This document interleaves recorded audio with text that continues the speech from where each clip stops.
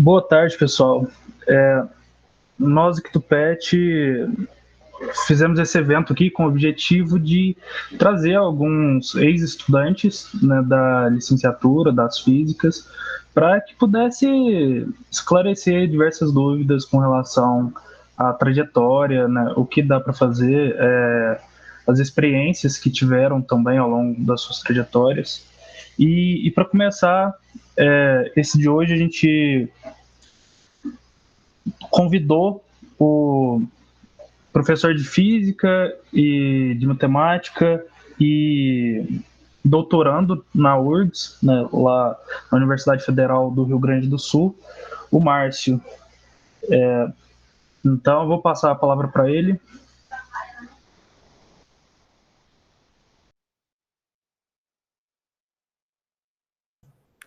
Falando no mudo, como sempre, né? Enfim, boa tarde. Eu agradeço muito o convite da Mariana, do pessoal do PET. Eu fiquei muito, assim, honrado, né, poder voltar e falar um pouco, né?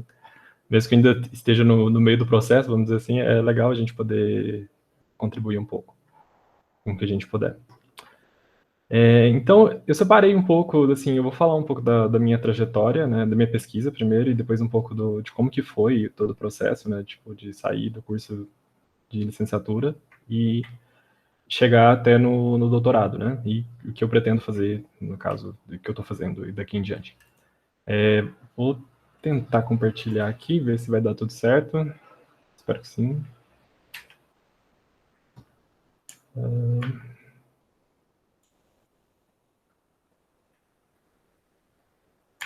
Só um minuto.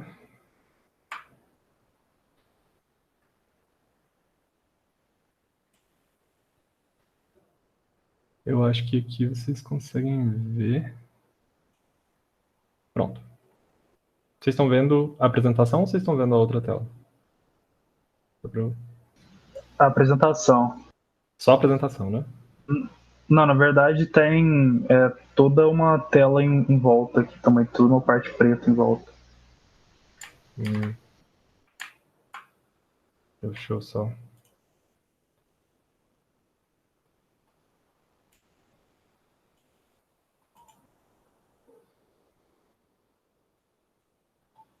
Essa não tiver como eu vou para a tela inteira, mas...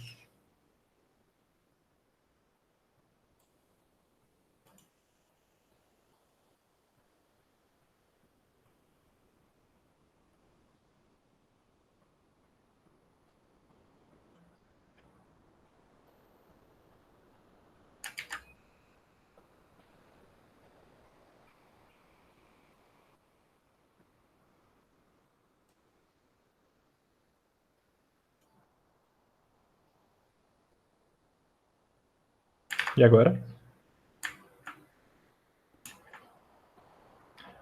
Deu certo? Da mesma maneira, para falar a verdade. Parece o programa de Não tô compartilhar. pegando, né?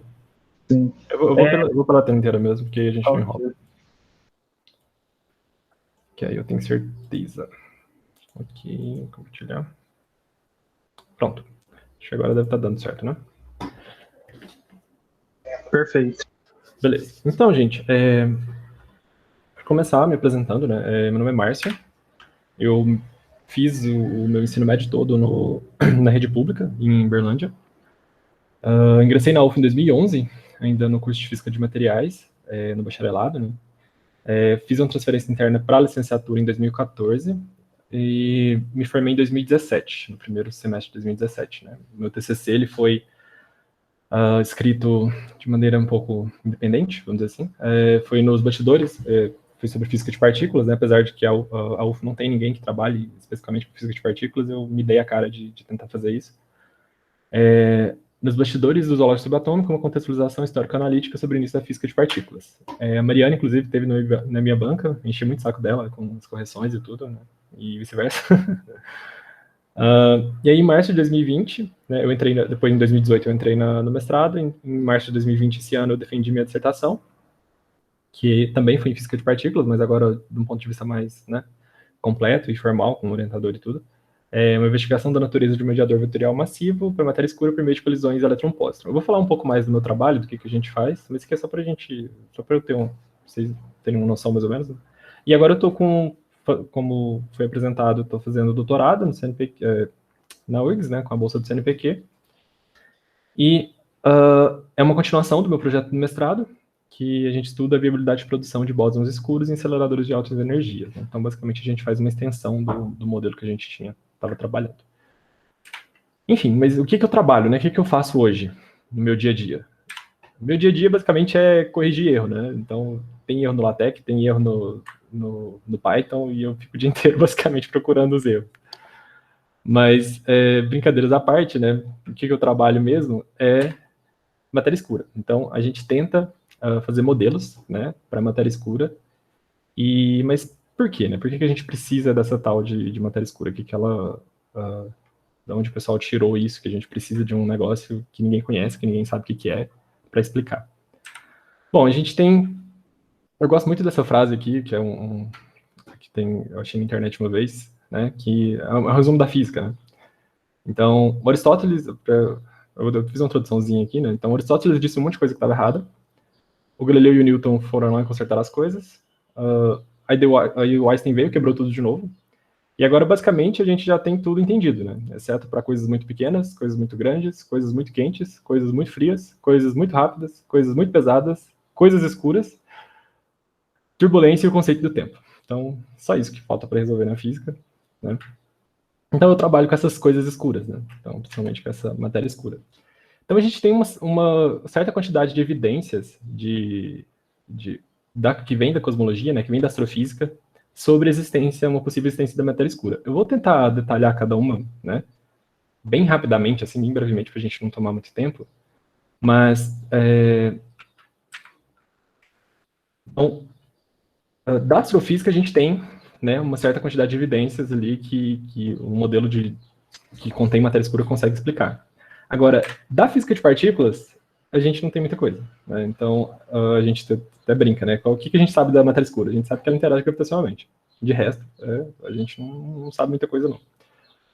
E o CERN, né? Quem não sabe, o CERN é aquele laboratório onde fica o LHC, o maior colisor de hadrons, né? O maior colisor de partículas do mundo, né? Ele está tentando buscar, mas até hoje, né? Evidência de matéria escura, ele tem experimentos legais, tem um logo bacana, mas evidência de matéria escura mesmo não tem nada até agora.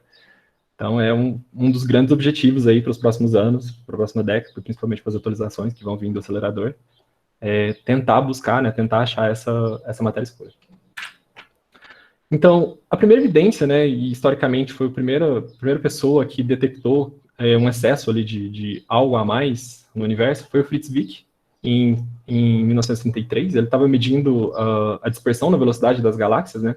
Ele estava olhando pelo aglomerado de Coma, que é esse aglomerado de galáxias aqui. Então, medindo as velocidades de cada uma, ele viu o seguinte: se você faz um teorema do virial ali, né, que basicamente é um sisteminha ali para você relacionar a energia potencial do sistema com a energia cinética, você percebe que as velocidades que elas têm aqui são muito mais rápidas pela massa que você estima ter de massa luminosa. Então, você tem uma função lá que você consegue, pela luminosidade de cada galáxia, você vê qual é a massa, né? E você percebe que essa velocidade, a velocidade que as galáxias têm ali, né? Ela é muito maior, né, do que você deveria para você conseguir, pelo tanto de massa que você tem.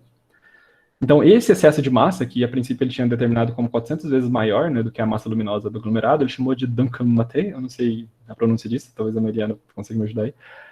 Mas que é matéria escura, né? Ele falou que tem uma matéria escura ali, uma matéria a mais, né? Mas ninguém levou muito ele a sério nessa época, né? Em 1977. Falou, beleza, depois a gente tem que ver isso aí, mas... Né?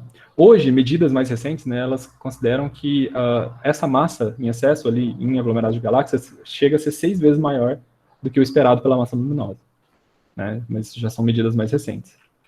Bom, a história seguiu. E aí, em 1960, né, não se falou muito de matéria escura até então, mas aí depois, em 1960, a Vera Rubin, ela estava trabalhando agora, um trabalho parecido, só que agora olhando para galáxias específicas, né, principalmente galáxias espirais, ela conseguiu ver o seguinte, que as estrelas, à medida que você ia se afastando, né, do centro da galáxia, o que você tem, né, por mecânica clássica mesmo? Você tem que essa velocidade radial, ela deveria cair à medida que você se afasta, essa velocidade tem que decair com raiz de R, né?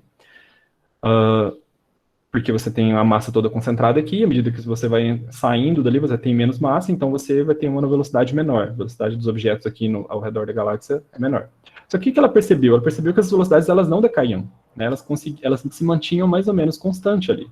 Então, o esperado seria, né, pela matéria luminosa que você tem, o tanto de matéria que você tem ali e de gás e tudo que você tem ali na galáxia, essa curva deveria decair, né? Só que não, pelas medições, você tinha que essas velocidades se mantinham mais ou menos constantes, né? Então, para isso, você também precisa de um excesso de massa, né? Então, essa massa, ela varia com raio, né? Então, você teria que ter toda uma constante ali, né? Um perfil ali de distribuição de massa ao redor de toda a galáxia, que você não tinha por matéria luminosa, só olhando pela matéria luminosa. Então, isso também foi uma evidência, né? Que você tinha ali um excesso de matéria, uma matéria escura que a gente não conseguiria detectar. Outras análises também indicaram a presença de matéria escura, por exemplo, lentes gravitacionais, né? Quando a luz de uma galáxia passa por um aglomerado, por um objeto muito massivo ali, essa luz é curvada, né? E pelo nível de curvatura, né, pela deformação que acontece, aqui a gente pode ver esses risquinhos aqui, que são justamente essas curvaturas das galáxias, a gente vê que você tem um excesso de massa, né, também. Então você consegue fazer uma relação entre a curvatura e a massa que tem ali dentro de um determinado aglomerado, e você vê que só pela massa luminosa, de novo, você também não tem a quantidade de massa suficiente. Então você precisa, mesmo levando em consideração gás, levando em consideração outras coisas ali que estariam ali, você precisa de uma matéria a mais para explicar isso.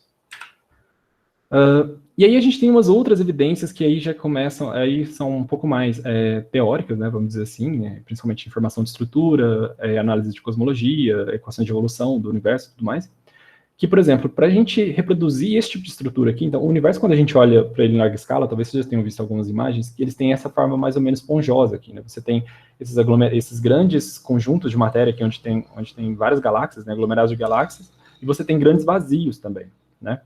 Então, esse tipo de estrutura em larga escala, que a gente chama, para você conseguir formar ele, você precisa da existência de uma matéria escura, né? Você precisa de uma componente extra de matéria, porque senão você não consegue formar esse tipo de estrutura no tempo de vida do universo, né? Você teria que ter muito mais tempo, ou teria que ter um outro tipo de formação para reproduzir esse tipo de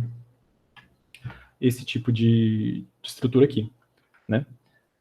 E aí tem alguns detalhes técnicos, por exemplo, que a matéria escura ela não pode ser relativística, ela tem que ser do tipo free, ou seja, ela tem que estar, no momento que ela desacopla com o restante da matéria, ela tem que estar mais lenta, mas enfim.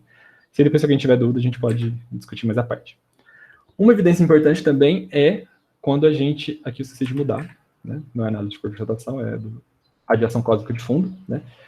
Então, quando a gente analisa a radiação cósmica de fundo, que é justamente essa radiação aqui do início do universo, né, de quando o universo tinha apenas alguns milhares de anos, a gente percebe que essas diferencinhas aqui, nessas anisotropias na radiação cósmica de fundo, elas revelam que você, para reproduzir esse padrão aqui, você também teria que ter excessos e, no caso, faltas, né, de matéria, né?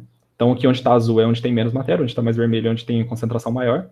Então, quando você faz um perfil, né, de densidade de energia e tudo mais, e você consegue fazer essa relação aqui pela temperatura da radiação cósmica de fundo com esse potencial gravitacional, você consegue ver também que precisa de uma componente escura ali para poder explicar, né? Porque senão, só pela matéria bariônica convencional, que a gente chama, você não teria essa quantidade aqui, você não teria esse perfil de distribuição, né? Você consegue fazer isso também decompondo todo esse espectro aqui em... fugiu o nome agora... em harmônicos esféricos, né? Então você consegue abrir esse negócio aqui em harmônicos esféricos, você vê que tem uma componente lá relacionada a essa parte de matéria escura. Aqui é só para explicar, né? Então, essas medidas, elas são dadas principalmente por redshift, né? Então, redshift, o que ele é? Quando um objeto está se afastando, né? Ou um objeto tem muita massa, a luz, ela sofre uma mudança no seu comprimento de onda, né? Então, a gente enxerga ela mais avermelhada, vamos dizer assim.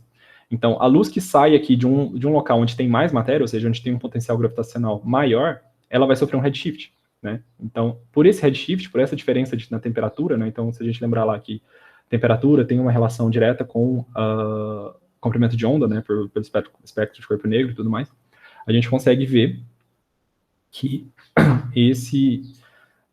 você tem essa diferença aqui, né?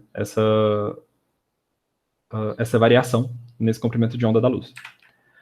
Então, olhando, né, todos esses dados, né, principalmente esses dados de radiação cósmica de fundo, a gente consegue ver que no universo, né, tudo que a gente conhece, então, estrelas, planetas, galáxias, tênis, carros, meias perdidas e qualquer coisa, né, tudo isso compõe só 4,8% do universo, né, átomos e radiação, 4,8%.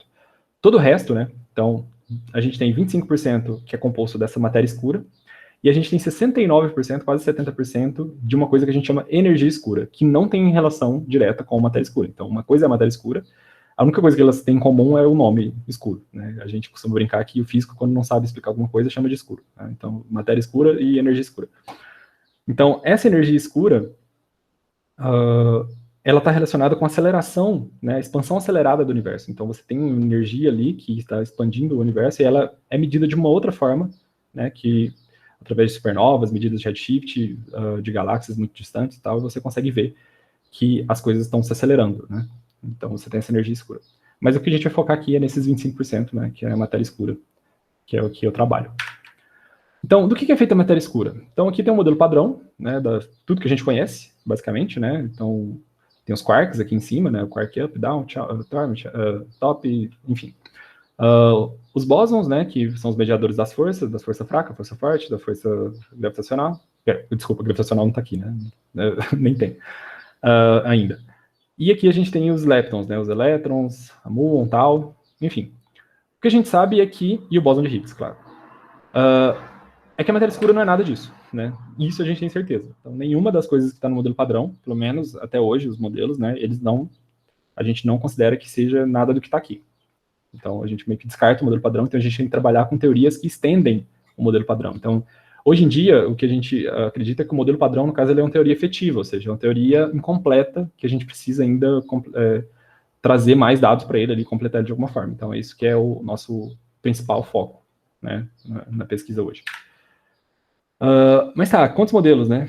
Então, tem 2, tem 3, né, 150, né, um pouco mais.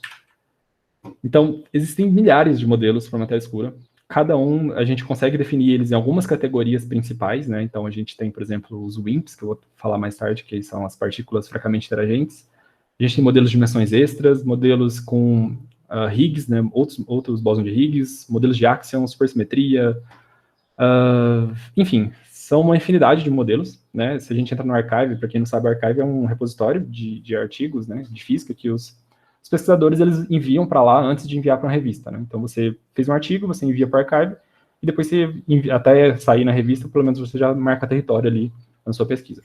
Então o Archive ele está cheio, né? Todo dia sai no mínimo ali uns 10 artigos com modelos novos para matéria escura, né? Ou com alguma variação de algum modelo conhecido e tal. Inclusive o que eu faço basicamente é trabalhar com um modelo, uma variação de um modelo que é bastante conhecido, que é o modelo de WIMP, né? Enfim, então, quem são esses principais candidatos, né? Então, os WIMPs, né, no caso é esse, o modelo que eu trabalho, eles são partículas fracamente interagentes, né, massivas fracamente interagentes, ou seja, são partículas que, em tese, elas têm a mesma, elas vão interagir com o modelo padrão na mesma ordem de grandeza ali da interação fraca, né? Então, a gente tem, por exemplo, quando a gente estuda lá o física de partículas, o modelo padrão, a gente tem as 4 interações, né? A gravitacional, a forte, a eletromagnética e a interação fraca. Então, a gente considera que essas WIMPs são partículas que estão por aí, só que elas interagem muito fracamente, né? Então, por isso que a gente não detectou elas ainda.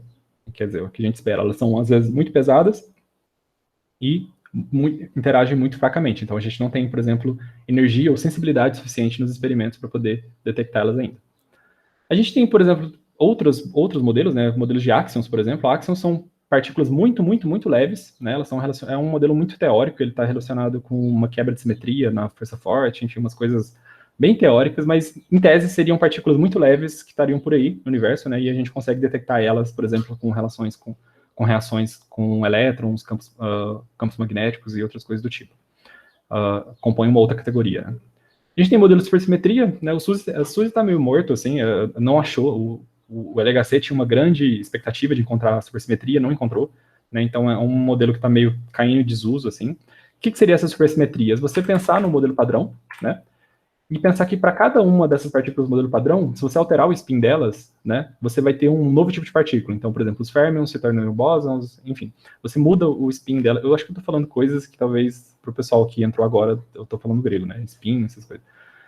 Mas eu vou tentar explicar mais na frente, mas enfim, é como se você tivesse um espelho, né, você espelhasse o modelo padrão e você tivesse outras partículas aqui, e aí você teria bons candidatos, né, para matéria escura. Você tem modelos de dimensões extras, né, que trabalham com excitações em outras dimensões, aí, além das dimensões de espaço-tempo que a gente conhece. Neutrinos estéreis, que seriam uma quarta família de neutrino, né, lembrando que a gente tem 3, né, tem o neutrino do elétron, o neutrino do muon e o neutrino do tau. Teria um quarto neutrino que não interage com ninguém, né, que seriam neutrinos estéreis, que a gente chama, e etc. A gente tem várias partículas, vários modelos para isso. Tá, mas como é que eu encontro, né? Então, por exemplo, uma vez que eu defini meu modelo, como que eu vou tentar procurar, né, matéria escura? Além, principalmente matéria escura do tipo partícula, porque no cosmológico a gente consegue, por observações, a gente consegue ter alguns dados, né? Mas como que eu encontro isso na prática? Né? Então, a gente tem 3 tipos de detecção principal, né, que a gente chama de detecção indireta, direta e a detecção em colisores, né, que é o que eu trabalho principalmente, que é a detecção em colisores de partículas.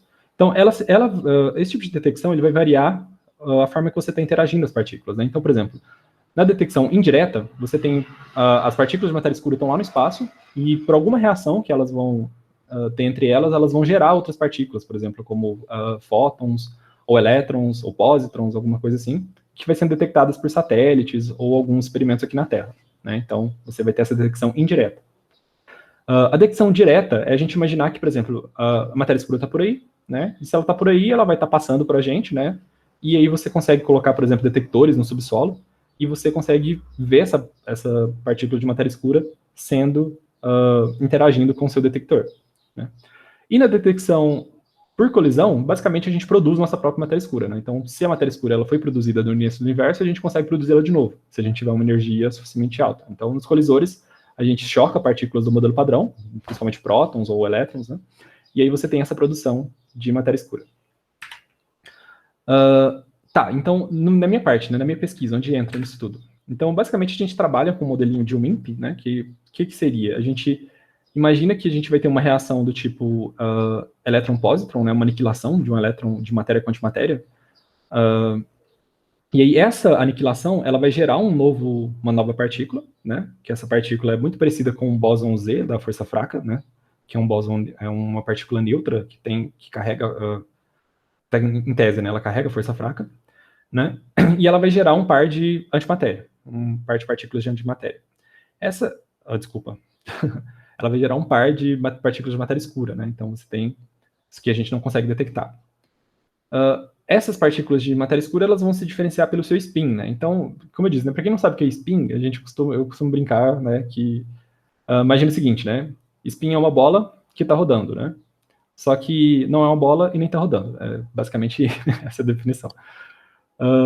Mas enfim, spin é uma característica intrínseca que tem nas partículas, né? Que vocês vão estudar isso quando vocês estiverem estudando a introdução à física quântica, eu acho. Não lembro mais como disciplina. Acho que a Mariana dá essa disciplina. Ou para mim foi ela que deu, né? Enfim, e aí você vai ter a matéria escura que eu trabalho, né? Ela vai variar dependendo do seu spin. Então você vai ter 3 tipos de matéria escura, 3 candidatos, né? Cada um com um spin diferente. E aí a gente tenta ver quais são as diferenças, né? Quais são as implicações desses 3 tipos de matéria escura e tudo mais. Se a gente for pensar, por exemplo, a diferença nossa, né, que essa partícula de matéria escura ela é muito pesada, né? Então a gente tem que considerá-la muito pesada, porque senão as partículas mais leves já foram excluídas pelos outros experimentos. Então a partícula Z, por exemplo, o Z padrão do modelo padrão, né, ele tem 80 vezes a massa do próton. Então ele já é uma partícula pesada por si só, né? Ele em si. O nosso que a gente trabalha, que é o Zelinha, né, ele tem uma massa 4.000 vezes maior. A gente não sabe, né, na verdade, a massa dele, mas a gente trabalha que ele tem massas ali a partir de 2.000 vezes até 6.000 vezes maior, né, dependendo do parâmetro que você quer analisar. E é lógico, né, então tudo ZC, né, então, basicamente, a gente tem a matéria normal, né, a matéria escura, e a gente vai ter um mediador para fazer a interação entre elas, né. Esse desenho que eu mostrei aqui é um diagrama de Feynman, né, isso é uma coisa que a gente estuda na pós-graduação, que basicamente o que está por trás disso aqui é uma contalhada, né, que vocês não precisam se preocupar, mas basicamente é só para a gente definir como que vai dar essa interação, né. Enfim, e o que eu fiz no mestrado? Né? No mestrado a gente definiu algumas lagrangianas de interação. Lagrangianas é como se fosse uma receitinha de bolo para a gente poder mostrar, né? Para a gente poder falar como que nossas partículas vão interagir, né? Então, falar, minha partícula vai interagir assim, assim, assado. Beleza, tá aqui, lagrangiana, né? Depois a gente calcula uma probabilidade dessa interação, né, que é justamente por esse diagrama de Feynman. Então, basicamente, o que ele vai me dar vai ser uma amplitude, né, de espalhamento, ou seja, uma probabilidade dessa reação acontecer. Depois que a gente tem essa conta, né, a gente joga ela no computador. Então, no caso que eu fiz, eu elaborei um código em Python, né, para poder fazer essa análise de parâmetros para mim. Então, por isso que eu tenho que lidar todo dia com Python e os erros do Python, enfim. E por último, né, depois que a gente tem os nossos resultados prontos, a gente vai lá e analisa e compara com os dados de colisores, né, com dados que a gente tem, por exemplo, porque no nosso caso a gente está analisando colisores de leptons, né, seriam colisores de elétron-pósitrons. No doutorado a gente vai trabalhar com colisores de próton-próton, que é o que se trabalha no LHC, né.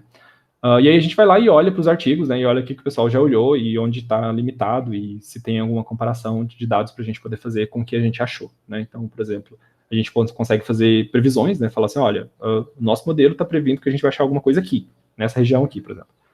E aí, se o colisor vai lá, procura naquela região e não acha nada, e aí a gente tem que excluir o modelo ou mudar os parâmetros, enfim, alguma coisa do tipo. Enfim, aí depois, 3 anos depois, né, que é onde eu estou agora, a gente tem alguns resultadozinhos, né, isso aqui são, por exemplo, resultados que eu estou trabalhando agora, né, então isso aqui, por exemplo, a gente tem a massa do mediador aqui variando, né, essa probabilidade dessas reações acontecerem e tudo mais. Enfim, são trabalhos em construção. Se alguém tiver dúvida, depois eu posso explicar um pouco mais sobre o que é isso aqui. Tá, então isso é o que eu tinha para falar da minha pesquisa, né? Então, basicamente, o que a gente trabalha é isso, né? Que essas colisões aí de elétrons, de pósitrons e de quarks e essas coisas aí que existem, né? Essas partículas que existem, para ver se a gente consegue produzir matéria escura. Só que como eu cheguei até aqui, né? Como que eu acabei saindo do curso de licenciatura e estou pesquisando matéria escura, né? E fazendo essas coisas. Então, primeiro, né? Eu passei na faculdade, então eu vou falar um pouco da minha trajetória, né? Então, eu entrei na UFO em 2011, né? Então, tem até aquelas fotinhas básicas que a gente toma ovo na cabeça e tudo mais. Eu acabei escolhendo fazer física na última semana, né? Que eu tinha para escolher. Não façam isso, né? Mas graças a Deus eu nunca me arrependi, né? Acabei seguindo. Então eu entrei na UF em 2011, como eu tinha comentado, né? Pelo país, que era um processo seriado que você fazia, por exemplo, uma prova por ano, né? Do primeiro, segundo, terceiro ano do ensino médio, e depois você já entrava na faculdade, era bem melhor, eu acho. E aí eu fiz parte da 7ª turma do curso de Física e Materiais, né? E foi bem traumático. Vai ficar gravado, então não vou falar muita coisa aqui, mas é complicado para quem entra vindo de escola pública. Hoje em dia está melhor, porque eu acho que tem alguns projetos, né? Mas, por exemplo, você não tem uma base matemática, você não tem uma base de ciência, você às vezes nem sabe o que você está fazendo ali, né? Você só entra numa sala, né? E aí o professor já chega passando uma integral no quadro no primeiro dia de aula, né? O que acontece. E é difícil, assim. Algumas pessoas sobrevivem, outras desistem, né? Vocês conhecem na física, né? Na turma de 40 alunos, às vezes sobrevive 5, 6 até o final ali, ou menos até. Não sei como está agora. Na minha época era mais ou menos assim.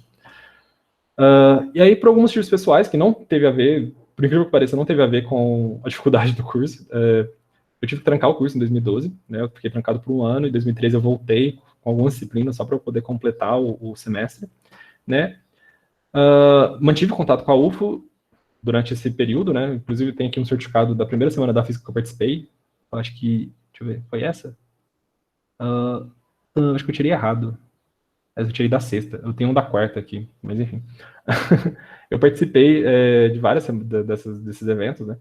E aí, em 2014, eu transferi para a licenciatura, né? E eu só me arrependi por não ter feito antes, porque eu me dei muito bem na licenciatura. Foi um curso, assim, que abriu, né? Tipo assim, as possibilidades. Na licenciatura, a gente tem muito mais possibilidade de discussão, de falar, né?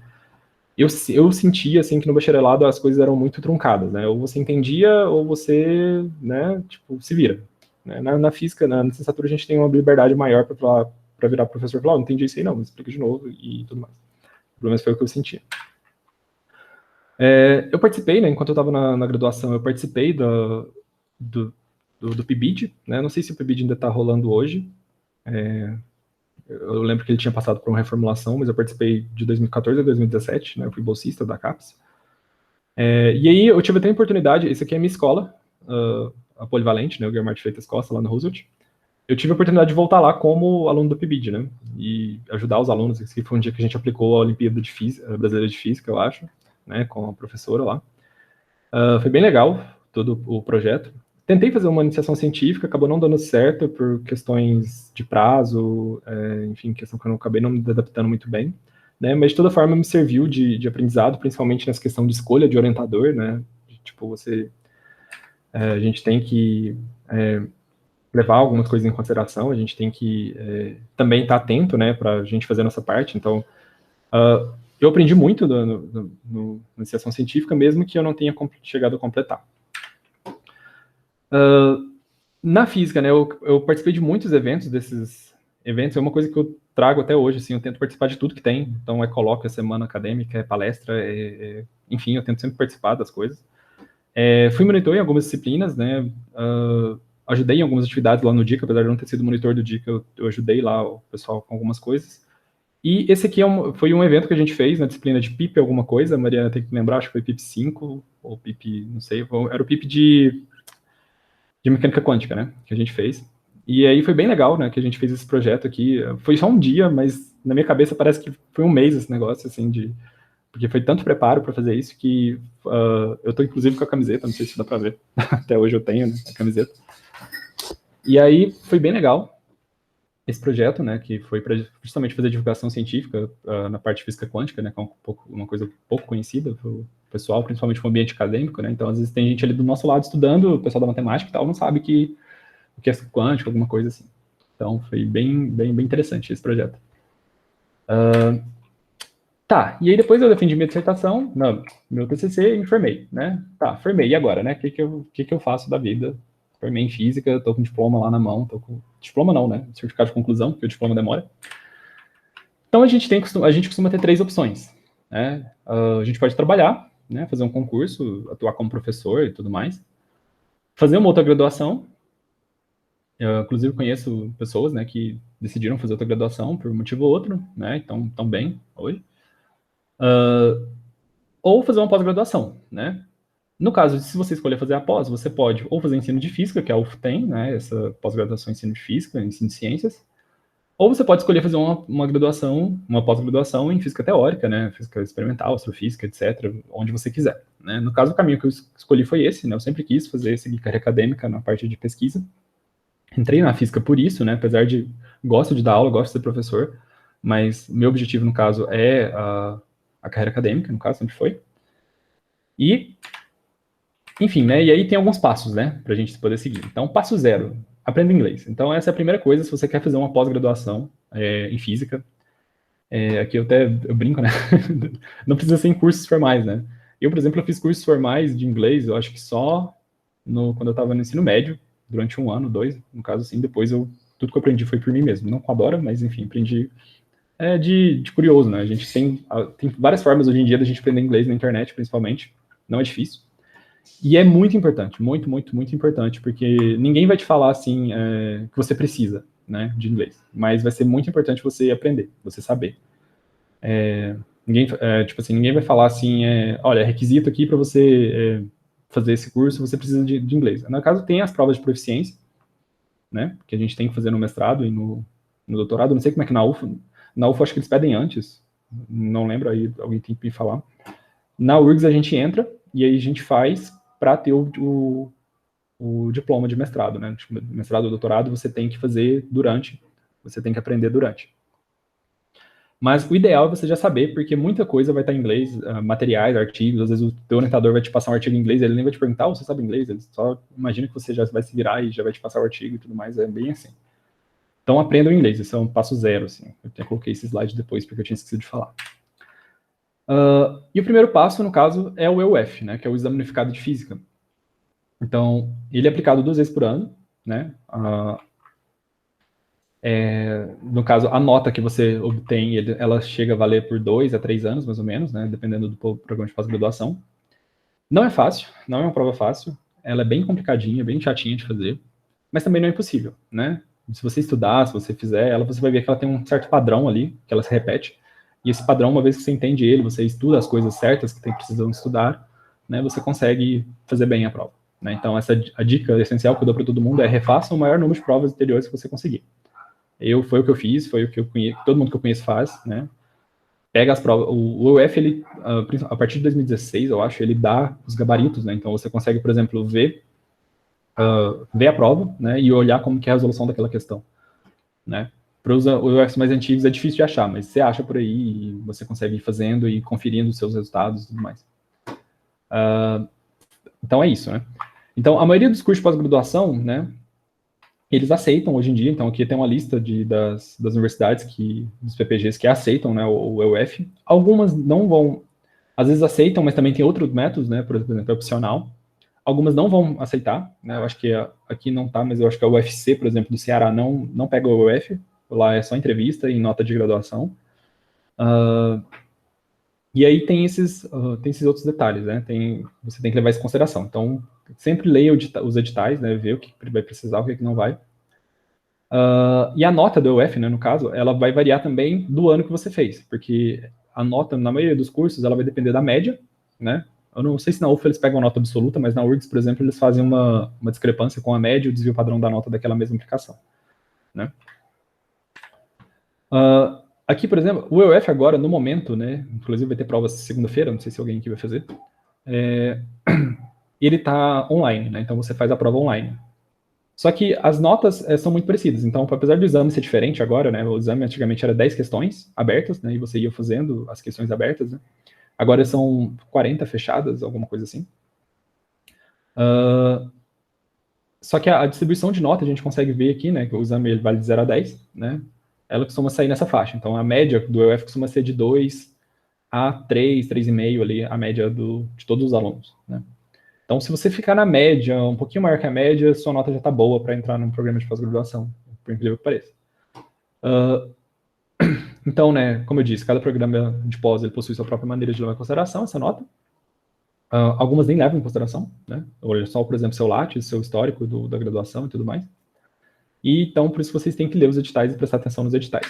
Eu trouxe aqui, por exemplo, da URGS, como que eles levam a nota em consideração da UF, né? Então, eles pegam sua nota média, né? A média lá a sua nota média do exame, né? Que a nota é dada por questões, então você tem que fazer a média de todas as questões. Subtraem pela nota da média geral, né? Dividem pelo desvio padrão e somam 1,5. Né? Isso dá uma nota lá de 0 a 3, é um grau que eles fazem para comparar com os graus das disciplinas, né? Porque as disciplinas, na URGS, no caso, eles usam conceitos de A, B, C, né? Então, A para quem fica com 90 para cima, B de 89 a 70 e poucos, e C de 60 a 70, né? E aí, a partir desse grau, você tem essa nota, né? Essa nota do mestrado aqui, que você vai ser, o UF vai valer 2/3 da nota, vai ter um peso de 2/3, e o grau das disciplinas da graduação é 1/3, né? Aqui tem agora uma questão de carta de recomendação, é porque estava acontecendo de virem cartas de desrecomendação para os alunos, né? Então agora tem uma notinha aqui, que é só 0,1, né? Se sua carta de recomendação for boa, tipo, for te recomendando, vai ser 1, se for não recomendando, vai ser 0, só para a gente se blindar desse tipo de coisa que estava acontecendo. Enfim, isso aqui é para URGS, né? É onde eu fiz, mais ou menos, na época eu fiz uma planilhazinha para justamente saber minha nota, quanto eu precisava e tudo mais. O da UFO, eu dei uma pesquisada sobre como funciona, né? Eles pegam a nota, eles consideram de 0 a 10, né? Da nota do UF, né? E a nota bruta do UF, eles vão somar com sua nota do histórico, né? Então, como é que é a nota do histórico? Você tem as disciplinas, né? De eletromag, no caso da UF, eles pegam estado sólido também, mecânica quântica, mecânica clássica, estatística ou termodinâmica, né? E aí você tem que essa nota, né, pela nota que você tem ali, se você tirou 90, você fez 0,9, se tirou 80, 0,8, enfim, você vai ter uma nota máxima de 5, então você soma a nota da UF com a nota das disciplinas, e aí você tem que tirar maior ou igual a 6 para poder entrar, né? Então, isso aqui é 2 exemplos que eu trouxe. Cada edital vai ter sua particularidade, cada edital vai cobrar a nota de um jeito, vai pedir documentos diferentes, vão ter processos diferentes, então é sempre bom ler os editais, né, para saber como que funciona esse processo. Tá, sobre bolsas, né, que é o que todo mundo às vezes quer saber. Então, cada programa de pós-graduação, ele é ranqueado pela CAPES, né, com notas de 3 a 7. Essas notas, elas não vão interferir muito, por exemplo, depois que você já estiver formado, né? Tipo, você num concurso público, alguma coisa assim, eles não vão olhar se você tem nota, se o programa de pós-graduação que você fez tinha nota 4, 5, 6. Mas eles variam muito na questão de número de bolsas, né? E estrutura do programa como um todo. Então, por exemplo, programas com nota CAP 7 costumam ter mais bolsas, né? De pós-graduação. Inclusive, alguns programas têm fluxo contínuo, ou seja, você pode entrar qualquer mês do ano, você consegue fazer a inscrição e entrar na pós, né? A URGS estava assim, não sei se ainda está, para o doutorado é fluxo contínuo, para o mestrado, o que eu fiz era semestral, mas agora também eles abriram um edital de fluxo contínuo porque estava sobrando bolsa, né? Então, é muito difícil, e nesses programas com nota CAPES maior, um aluno entrar, se ele for aprovado, né, passar por todas as etapas, ele entrar sem a bolsa. O pessoal sempre dá um jeitinho lá de colocar a bolsa para ele. Então, qual que é os valores, né? Então, o valor da bolsa de mestrado da CAPES do CNPq é R$ 1.500, né, por mês, e para o doutorado é R$ 2.200. O pessoal não fala muito de valor de bolsa, mas eu acho muito importante. Eu mesmo só fui descobrir valor de bolsa quando eu estava no último semestre da graduação, que aí eu fui pesquisar, que aí eu fui me dar conta e falar, é isso, então, depois que eu formar, eu tenho esse valor se eu quiser, né, se eu for participar. No caso, né, a CAPES do CNPq são o mesmo valor, né, 1.500, né, no caso do doutorado, 2.200, a diferença é que o CNPq ele tem uma taxazinha que cai junto na conta de R$ 394, que é a taxa de bancada, para você pagar viagem, pagar ida em congresso, comprar material, alguma coisa assim. Tem uma regra lá de como você pode usar. Só que esses valores eles estão sem reajuste desde 2012, então isso aqui é importante falar, porque a inflação está aí, né? Não perdoa ninguém, se você é cientista ou não, não quer saber. Desde 2012, então, não tem nenhum reajuste nessas bolsas, então esses valores aqui, se você formou na pós em 2012, você está formando agora em 2020, você está recebendo o mesmo, né? Eu até coloquei aqui o mestrado na FAPESP, porque no Brasil todo, o único lugar que é diferente é a FAPESP, em São Paulo, né, que eles têm um programa próprio de financiamento, que aí o mestrado, só o mestrado já é 2.168, né, porque o valor dele é atualizado, mais ou menos, né, com inflação. E o doutorado chega a 3.726, que eram os valores que a CAPES e o CNPq deveriam estar pagando hoje, se tivessem sido reajustados e tal, mas não tem previsão, infelizmente, e é até difícil a gente saber se vai ter bolsa ano que vem, né, porque a gente sabe como está o governo e tudo mais. Tá, passei na pós, né, e agora? O que eu faço? Né, entrei na pós. Então, essas aqui foram algumas perguntas que o pessoal me trouxe, né? Tipo assim, como que eu escolho a pós, como que eu decido qual pós é melhor, como é que eu falo com o orientador e tal. Vou tentar responder algumas coisas aqui, depois a gente pode discutir. Então, antes de se inscrever, né, a gente tem que observar bem as linhas de pesquisa que tem no programa de pós-graduação. Um dos motivos principais de eu não ter continuado na UFO é porque na UFO não tem a linha de pesquisa que eu queria, que é cosmologia de partículas, física de partículas, astrofísica e tudo mais. Né? A UFO trabalha, nada contra a Mariana, mas estado sólido, informação quântica e tal, não era uma coisa que me interessava, né? Então eu não queria continuar na UFO por causa disso. Então eu busquei outros programas de pós-graduação que tivessem, né, o que eu queria. Então eu acabei encontrando a URGS, né? Então na URGS, se você entrar lá, por exemplo, para ver as linhas de pesquisa, você vai ver que tem várias, né? Física e novos estados da matéria, espectroscopia de elétrons, fluidos complexos, análise de hadrons, enfim, tem várias coisas lá, você pode analisar cada um, eles vão ter um resuminho lá de que cada grupo de pesquisa, aqui tem mais coisa para baixo, não deu para colocar. Então essa informação ela costuma estar bem visível em qualquer página de estudo de física que você for olhar. Sempre vai ter lá as linhas de pesquisa daquele programa, né? No caso, eu olhei, por exemplo, na UFMG também não tinha o que eu queria. Na UFG tinha mais ou menos, mas também não me apetecia muito. O NB, talvez, assim, eu levei em consideração várias dessas, quando eu fui escolher, né, eu levei em consideração vários programas de pós, e você tem que ir pesquisando e olhando o que te interessa mais, né? Então, navegue muito, né, por essas páginas, justamente para você escolher bem e saber, né? Tá, escolhi um grupo de pesquisa. Achei legal isso aqui, essa pesquisa que eles estão fazendo é muito legal, quero participar, quero trabalhar nisso, né? O que você faz? Dê uma olhada nos professores, né? Dá uma googlada ali, né? Dá uma pesquisada no Lattes dos professores de cada grupo, né? Então, normalmente vai ter uma lista de professores que participam daquele grupo. Você consegue ver informações, né? Com o que ele trabalha, artigos que ele publicou, resumo. Normalmente os próprios professores colocam um resumo lá deles sobre isso. Inclusive, alguns programas de pós, o da URGS faz isso, eles colocam lá as cotas de orientação que cada orientador tem. Então, por exemplo, esse orientador aqui, ele tem o nível X Então, ele tem disponibilidade de 4 orientações. Ele está orientando 2, então sobra, sei lá, sobra 2, né? Ou então, um orientador aqui, ele começou agora, né? Ele entrou na universidade recentemente, então ele só tem uma cota de orientação, então ele só pode ter um aluno. Enfim, cada programa de pós-graduação, ele vai definir esses orientadores de uma forma ou de outra, né? Na UFA, eu não sei como é que funciona, acho que não cheguei a olhar. Na URGS, eles têm uma tabelinha lá no site, que você consegue ver quem está disponível e quem não está disponível para orientação, né? Então, como que eu escolho, né, o orientador, né?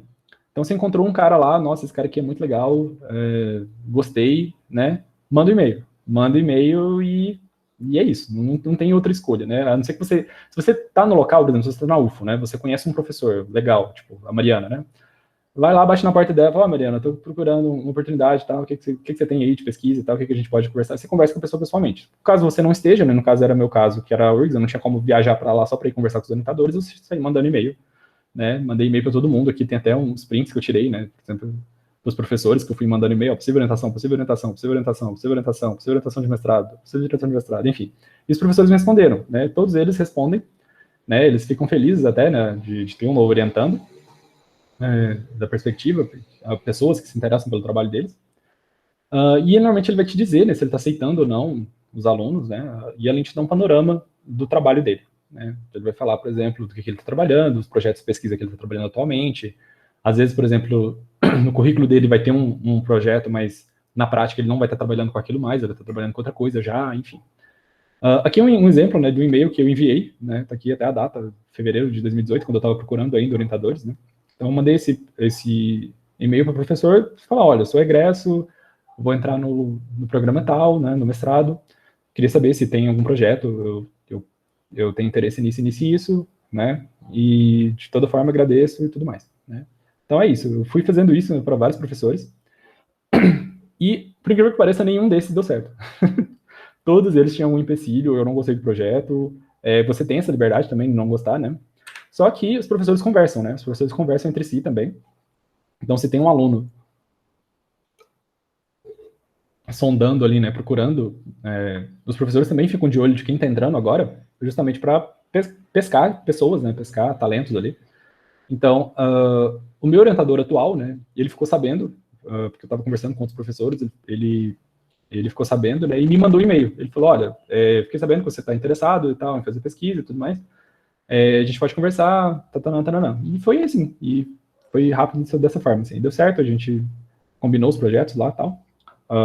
Foi justamente porque estava tendo essa convergência agora, né, por exemplo, ele trabalha no acelerador de partículas lá no LHC, e estava tendo essa convergência de que as buscas em aceleradores agora estão tentando buscar nova física, né, matéria escura, outras coisas assim. Então eu acabei entrando, né, de cabeça bem no que eu queria ali, que era essa parte. Então a gente só tem que lembrar que você é livre, né? Então você é livre para escolher esse projeto que te interessa, né? Você tem que sentir uma certa simpatia, né, com a pessoa. Também você não pode, apesar que você não está preso, né? Se você escolher uma pessoa e não gostar, você não está preso com ela. Mas você tem que lembrar que você vai trabalhar com aquele tema, né, por longos anos, né? Você vai ter que conviver com aquela pessoa, com o seu orientador, por um grande período de tempo, e isso tem que ser levado em consideração, né? Porque a saúde mental é mais importante. Na pós-graduação, a gente tem muitos problemas com questão de saúde mental, vou até comentar mais um pouco. Então, a gente tem que prestar atenção nisso para não ficar doente mesmo. Real é essa. Então, trabalhar com uma pessoa legal, uma pessoa que te ajude e tudo mais, isso é muito importante na pós-graduação. Então, durante a pós, né, o que a gente faz? Né? Participa de tudo que a gente puder, né? Então, faz disciplinas, faz cadeiras, participa de evento, apresenta trabalho, faz muitas coisas, né? Então, como eu disse, né, eu tento extrair o máximo, né, do ambiente acadêmico, então participo de jornal clubs, workshops, eventos nacionais, internacionais. Sempre vai ter um editalzinho de algum evento próximo que esteja rolando na sua área, então você tem que estar sempre atento com isso, né? E alguns eventos, inclusive, oferecem auxílio financeiro, né? Então, eles te pagam para você ir, né? Isso é bem legal. Inclusive, esse evento aqui que eu fui em São Paulo, por exemplo, eles pagaram tudo, pagaram hotel, pagaram passagem, estadia, enfim. Foi bem interessante, bem legal. Tinha pessoal de fora, lá, internacional. Como eu disse, né? Um evento em inglês, né? Então, é preciso... Isso aqui eu estava no primeiro semestre do mestrado, então, se eu tivesse deixado para aprender inglês quando eu tivesse entrado no mestrado, eu teria tido problemas aqui, né? Esse evento aqui foi em Natal, né? Então dá para imaginar, né? Natal, praia, tudo, bug, deu para passear bastante também, né? Lógico que não é por isso que a gente faz pós-graduação, mas é importante também. Às vezes a gente vai estar num lugar legal, dá para turistar um pouco. Esse aqui foi de novo no IFT, né? O IFT em São Paulo, né? Também são com pesquisadores internacionais e tal. Então sempre tem esses eventos e a gente aproveita para apresentar trabalhos, né? Então esse aqui eram os resultados preliminares da minha dissertação. Então já tinha aqui minhas equações, meus gráficos e tudo. E é isso, assim, vocês têm que tentar, né, o máximo, extrair, fazer as disciplinas, né, e tudo mais. Então, uma vez que você esteja no mestrado e você vai passar para o doutorado, o processo seletivo é muito parecido, né? Inclusive, alguns editais são até... No mesmo edital você tem lá a entrada do mestrado e doutorado da UFA, é assim, se eu não me engano. É assim, não lembro. Eu sei que você tem, por exemplo, um edital de pós-graduação só, porque são bem parecidos, né?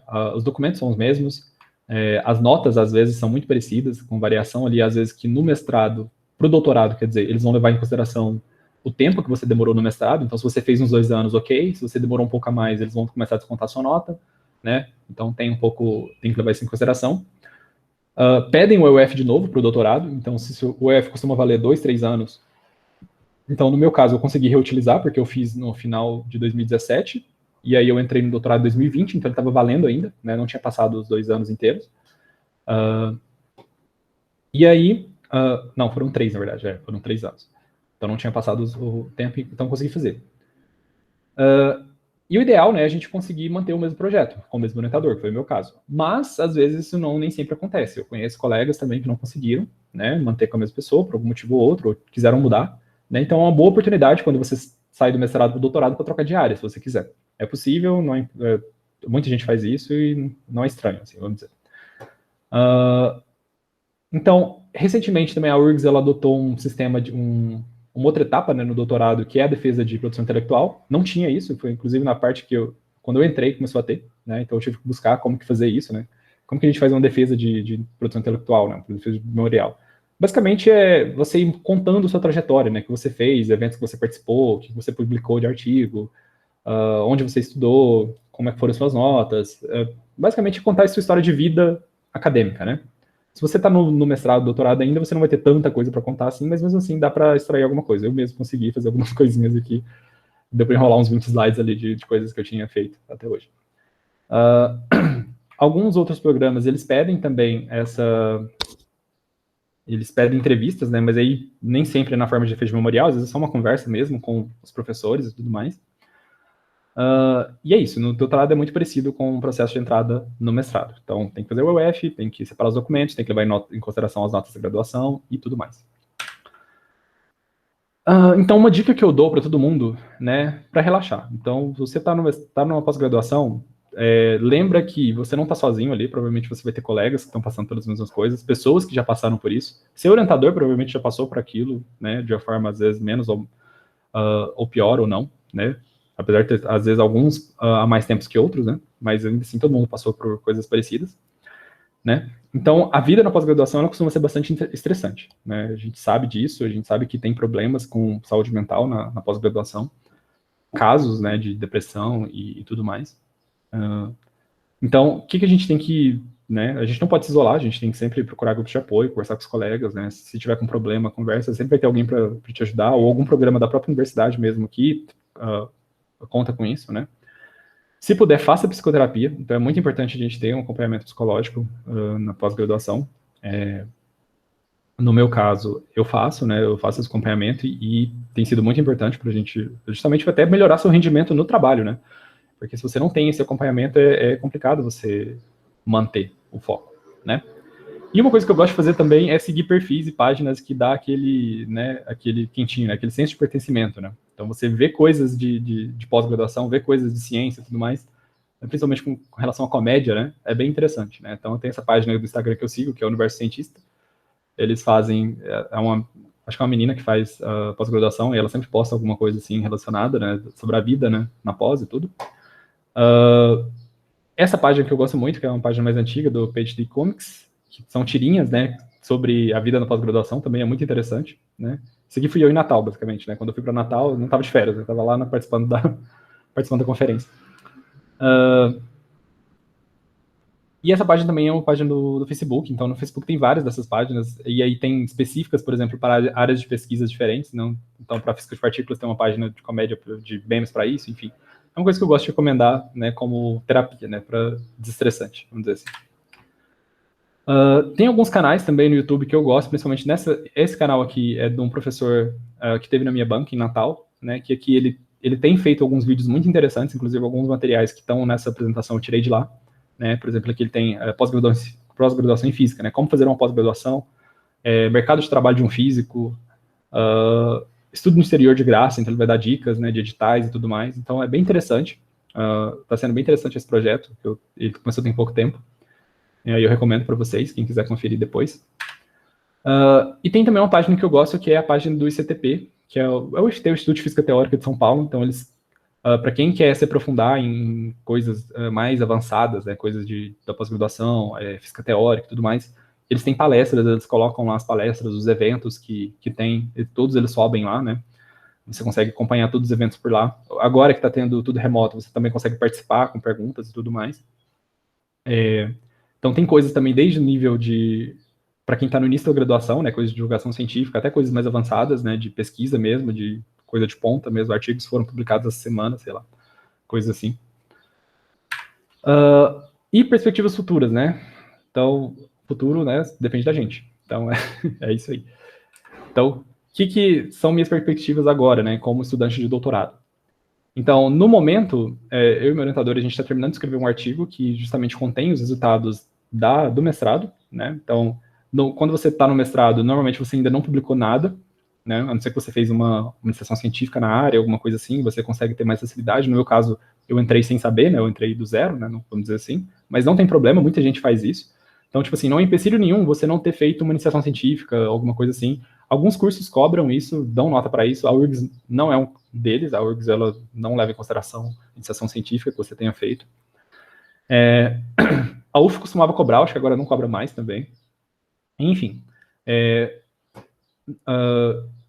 Então a gente está tentando, né, organizar os resultados que a gente fez na dissertação na forma de um artigo, né, e tentando atualizar isso também, porque a gente está expandindo já os resultados com coisas que eu estou fazendo no doutorado. E depois, assim que a gente publicar, já vai começar a preparação para o exame de qualificação, né? Então, quando você entra no doutorado, então, você entra no mestrado, você tem 2 anos para até a escrita de sua dissertação, né? Depois que você passou, depois que você defendeu sua dissertação, você entra no doutorado, você tem 2 anos para sua qualificação. O que é a qualificação? É basicamente a defesa do seu projeto de pesquisa, porque no doutorado você tem a pesquisa tem que ter um certo ineditismo, né? Você tem que ter uma contribuição mais significativa para a área, né? Então, a qualificação é justamente para ver se você está no caminho certo e se aquilo que você está trabalhando vai produzir um impacto, né? Então, você tem essa defesa depois de 2 anos, que é a defesa da qualificação de doutorado, que no caso, eu vou começar a trabalhar para a qualificação. Aqui eu errei, né? Em 2021, no caso, minha qualificação. E assim que você faz a qualificação, você está apto, pelo menos na URGS, né? Eles pedem esse prazo, né? Para você fazer doutorado sanduíche ou fazer algum intercâmbio fora, né? Em alguma outra universidade ou algum outro período.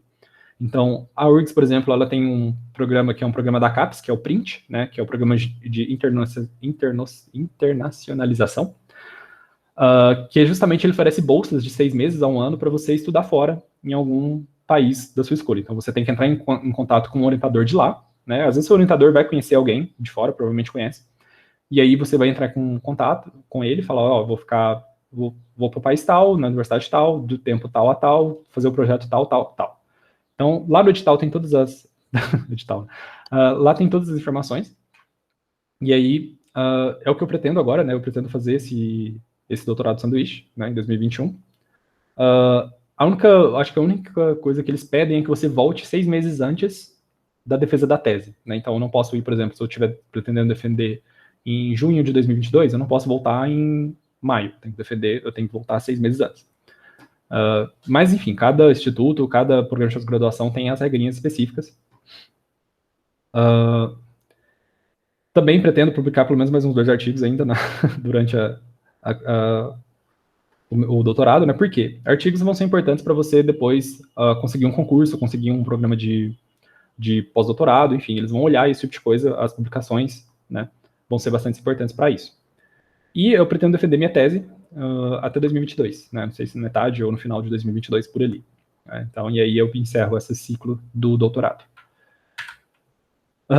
Depois disso, né? Depois do doutorado, tem vida pós-doutorado? Tem, né? Tem o pós-doc, né? Que a gente costuma chamar, né? O pós-doutorado na CAPES, eu só separei aqui os valores, né? Pra gente não enrolar muito. Nacional, ele está hoje 4.100, também está defasado, desde 2012 também não tem aumento nessa questão, né? Internacional, ele tá, quando você sai para fazer um pós-doutorado fora com bolsa da CAPES CNPq, que tem essa possibilidade também, em dólares que eles te pagam, né? Ou a moeda corrente do país. Então, em dólares é 2.100 dólares, então dá um valor bem maior, né? Se a gente for parar para pensar, ainda mais o dólar hoje valendo tanto que está. O pós-doutorado da FAPESP, ele já te paga basicamente o valor que é pago em dólares pela CAPES, né, que é os R$7.300. Né, então a gente vê uma diferença bem grande aqui, porque esses valores estão atualizados. Isso é o que a gente deveria estar sendo pago, mas não está. E o pós-doutorado internacional, isso aqui eu peguei do Instituto Internacional de Física, costuma valer o mesmo tanto, eu não sei como que funciona, por exemplo, vou fazer um doutorado no MIT, no pós-doc no MIT, eu não sei quanto que eles te pagam lá, porque eles não divulgam muitas das informações. Mas, por exemplo, eu tenho eu sei que varia nesse valor aqui, mais ou menos R$7.000 convertidos, né? Que é o valor que eles pagam, por exemplo, no Instituto Internacional de Física, que apesar de ficar no Brasil, fica em Natal, né, no Rio Grande do Norte, ele é como se fosse um Instituto Internacional, é como se ele, sei lá, ele funciona pelas regras internacionais. E, por fim, né, a nossa fronteira final, que é professor, né, passar num concurso de universidade, depois desses 6 anos, né, de pós-graduação, que são 2 de mestrado, 4 de doutorado. Hoje o salário de um professor inicial, e isso aí eu não sei se a Mariana pode me confirmar, está na faixa de R$9.600, né, com sua alimentação de 458. Por que eu falo valores, pessoal? A gente às vezes fala assim, porque a gente tem que fazer pela beleza da coisa. Não, não é. Querendo ou não, a gente tem que levar em consideração isso, né? Porque a gente tem, por exemplo, outras carreiras aí que o foco, querendo ou não, é o salário, né? E a gente também tem esse incentivo, né? Que a gente, quando a gente chegar lá, né? A gente vai ter esse incentivo da questão do salário. E também você pode fazer um concurso para a Universidade Federal ou você pode tentar uma vaga internacional, lógico, né? Tem gente que consegue, né? Vagas em outros institutos, tem histórias de professores que vão para fora do país, mas aí o salário varia muito, né? Eu não saberia informar, talvez a Mariana saiba dar alguma estimativa disso. E aqui eu coloquei um edital da UFO, o último edital que saiu da UFO para professor, né? Física matéria condensada, teórica experimental, tananã, dedicação exclusiva, que é justamente esse salário que a gente que está aqui, né? Que é justamente a gente está estudando para isso, né? Então, basicamente a pós-graduação é uma grande preparação para esse concurso que é o concurso de professor. Antigamente o pessoal conseguia entrar só com mestrado ou até só com graduação, acho que só graduação não, né? Acho que é muito. Mas só com mestrado o pessoal conseguia entrar. Hoje em dia é basicamente impossível, sua nota reduz muito, você fica muito atrás de todo mundo, né? Então, apesar que tem como, é possível, né? Você prestar o concurso só com a sua graduação, mas você não vai conseguir ser competitivo o suficiente por questão de artigos, questão de coisas que você fez, né, e tudo mais. Bom, acho que era isso que eu tinha para falar, né, que eu coloquei para a gente finalizar o ciclo de vida, né, nosso, da carreira acadêmica, né, então, antes de você, na graduação, né, falar assim, eu vou me tornar um pesquisador e vou pesquisar o que eu quiser. Quando você está na pós-graduação, né, eu vou me tornar um pesquisador e vou pesquisar o que meu professor quiser. Quando você vira professor assistente, né, eu vou pesquisar o que quer que seja que o comitê queira que eu pesquise, né. Quando você já é professor, eu vou pesquisar o que minha comissão de financiamento quiser que eu pesquise. E quando você é professor emérito, né, já no final da carreira, eu vou pesquisar qualquer coisa, né, e pesquise em paz. Enfim. É isso, gente. Se alguém tiver dúvida, eu estou aberto a discussões aí para a gente poder comentar. Desculpa se ficou um pouco longo, eu não tinha treinado o tempo, então acho que deve ter passado um pouco aí. Muito boa apresentação, Márcio. Mandem as perguntas aí no chat. Nós temos 2 falas aqui. Uma é da Hannah Square, que ela elogiou bastante sua apresentação e disse que ajudou a não desistir da física e que sabe o quão traumático é a física de materiais. E ela pretende seguir nessa área de matéria escura. E nós também temos uma pergunta da Ana Laura, em que ela pergunta qual é a diferença entre matéria escura e energia escura, lá daquela hora que você estava apresentando. Ah, sim. Deixa só um minuto aqui que minha câmera travou e eu não tinha visto. Acho que vocês ficaram com minha câmera travada aí o tempo todo. Sim, que bom, então, que gostaram da apresentação, né? Era a ideia justamente falar um pouco, porque isso não é muito comentado, pelo menos eu, enquanto eu estava na graduação, né, isso era muito pouco comentado, ou então, assim, você tinha que sair conversando com as pessoas nos corredores, né? Então você tinha que achar falar, como é que funciona aí, onde você está agora, como é que funciona a pós e tal. Então, assim, sobre a questão de matéria escura e energia escura. Então, acho que não vai precisar voltar na apresentação, mas só para a gente entender. Matéria escura, né, a gente entende ela como matéria, né? Por que a gente acha que é matéria, né? Porque ela interage gravitacionalmente, né? Então, tudo que tem a matéria, né, ela tem essa propriedade intrínseca que é a gravidade, né? Então, se você tem massa, né, você tem gravidade, né? Então, a gente chama de matéria escura por causa disso, que ela tem uma massa, né, e ela interage gravitacionalmente com outras coisas que estão por aí. A gente consegue ver isso de várias formas, né? A gente vê isso, como eu disse lá, por aquelas evidências nas velocidades, né? Você tem uma velocidade muito alta pelo tanto de matéria que você tem ali, ou você tem, por exemplo, excessos, né? Excessos de matéria em certos locais do universo. Então, esses excessos de matérias produzem efeitos ali, né? Também, você tem, por exemplo, os astrofísicos, eles têm, astrônomos, né? Eles têm formas de determinar a massa de uma estrela, ou alguma coisa assim, só olhando para a luz, né? Pela luminosidade. Então, a maioria dessas estimativas de luminosidade, elas dão uma massa muito baixa, né? No caso, para a matéria escura, para a matéria convencional. Então, você precisa dessa matéria extra ali para contabilizar, né? Enfim, e aí, isso é matéria escura, né? Energia escura, apesar de ser o mesmo nome, né? Energia escura, ela vai estar relacionada com a aceleração do universo. Eu acho que eu não coloquei, faltou. Que pena, faltou um slide ali que eu tinha colocado, que era justamente sobre essa expansão, né? Essa taxa de expansão do universo. O universo hoje, a gente sabe que ele não é estático, né? Então, a gente pode pensar o universo como uma esfera, né? Então, a gente está no centro, né? No centro, assim, com relação ao que a gente olha em volta, né? Então, a gente consegue olhar as coisas até 13 bilhões de anos atrás, no limite ali, é o que a gente consegue enxergar, que é o tempo que a luz teve para chegar até a gente, né? Só que quando a gente olha para objetos cada vez mais distantes, a gente vê que esses objetos eles estão se afastando da gente com velocidade cada vez maior, né? Então, isso que a gente chama de expansão acelerada. Então, eles estão se expandindo, e a velocidade com que eles se expandem, quanto mais longe esse objeto está da gente, maior a velocidade que ele vai estar se expandindo, ou seja, ele se expande de uma forma cada vez mais rápida, né? A gente consegue ter isso por estimativas de olhando para galáxias, supernovas, a gente consegue olhar para algum objeto no espaço e esse objeto ele tem uma luz padrão, né? A gente chama de vela padrão, né? Sei lá, uma supernova, por exemplo. Ela tem sempre a mesma luz, e aí essa luz só vai variar pela distância.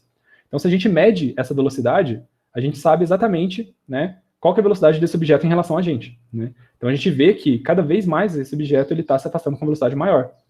Então, se a gente lembra lá da física clássica, né, um objeto, para ele estar em expansão acelerada, né, ele precisa de energia, ele precisa estar gastando energia, ele precisa de uma energia que mova ele para que ele se acelere, né?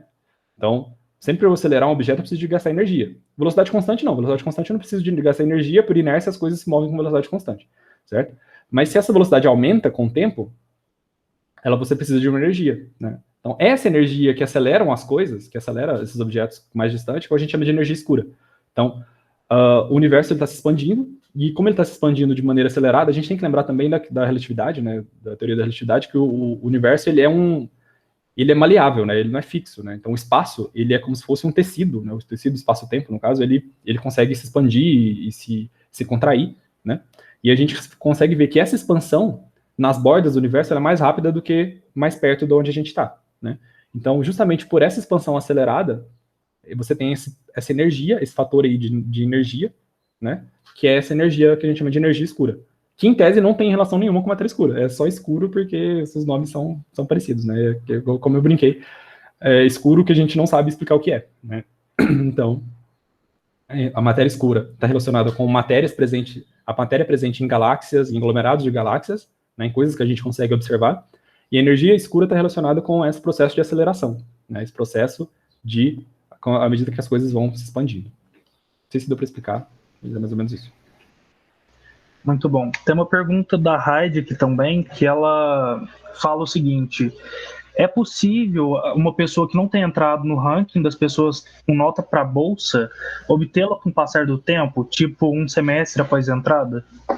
Sim, é bem possível. Inclusive, isso acontece muito, né? Por exemplo, às vezes o programa de pós-graduação, isso eu já vi acontecer na URGS, por exemplo.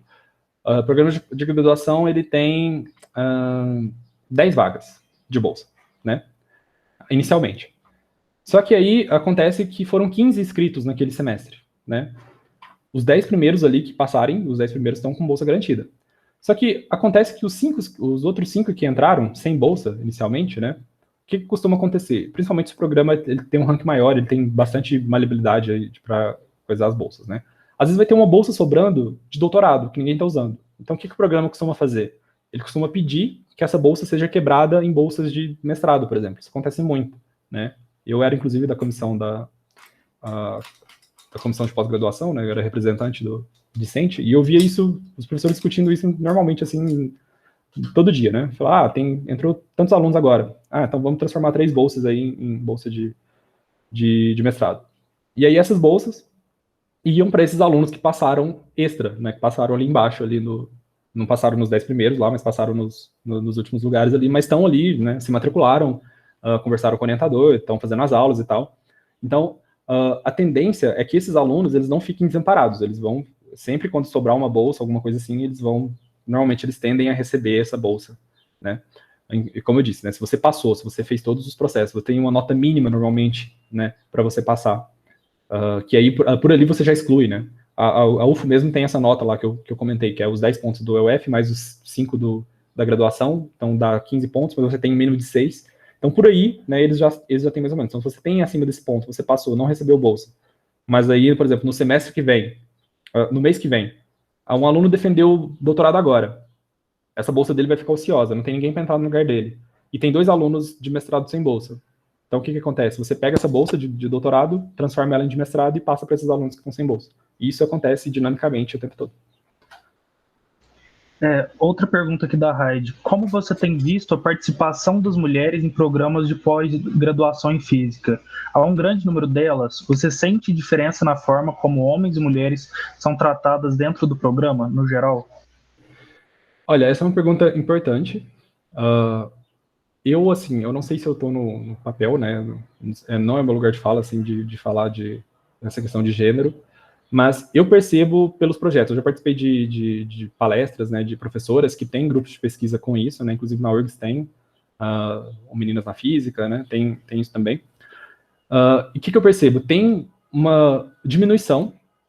Então, é como se fosse um funil, né? Então, na graduação você tem um número X de mulheres, aí chega na pós-graduação você tem um número menor, chega para ser professor tem um número menor ainda, né? Então, é como se... Para onde vão essas mulheres, né? Elas acabam, por processos da nossa sociedade mesmo, acabam, infelizmente, não continuando, né? Enfim, por algum motivo ou outro. Então, eu percebo, sim, que tem uma diferença. Na minha sala, por exemplo, a gente divide sala, né, com pessoas, eu acho que tem 2 meninas, 3 meninas, assim, para cada 10 homens, né? Então, costuma ser mais ou menos nessa proporção. Infelizmente, a gente ainda tem muito isso, apesar que está mudando, está tendo muito programas de incentivos, né? Esse programa, por exemplo, Meninas na Ciência, é muito, muito interessante, né? E tem casos documentados, assim, inclusive a URGS fez um projeto recentemente que ela colocou frases, né, que foram escutadas por meninas, pelos seus orientadores, ou por professores durante a aula, né, coisas assim de discriminação mesmo, que eu não vou nem repetir aqui, mas assim, acontece, infelizmente acontece. Não sei que, assim, hoje em dia, né, talvez, espero que as coisas estejam melhores, mas antigamente eu sei que de casos, assim, muito emblemáticos, né, nesse sentido, mas é complicado, é uma coisa assim que a gente tem que estar sempre atento e para dar esse suporte, né? Pelo menos é o que eu tento fazer, escutar e, assim, do que tiver ao meu alcance, tentar levar essas questões também para dentro da pós-graduação. São só essas questões aqui por enquanto. 2 avisos, pessoal. Nas próximas semanas nós teremos um mini curso de Python científico e outro de edição de vídeos. Então fiquem por dentro aí das nossas redes sociais para seguirem.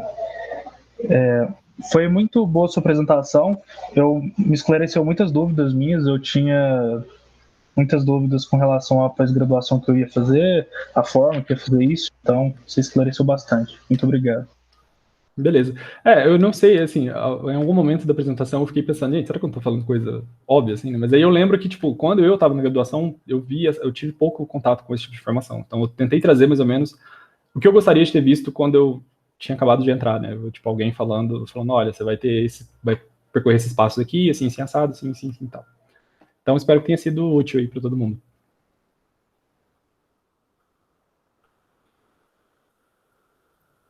Obrigada, Márcia.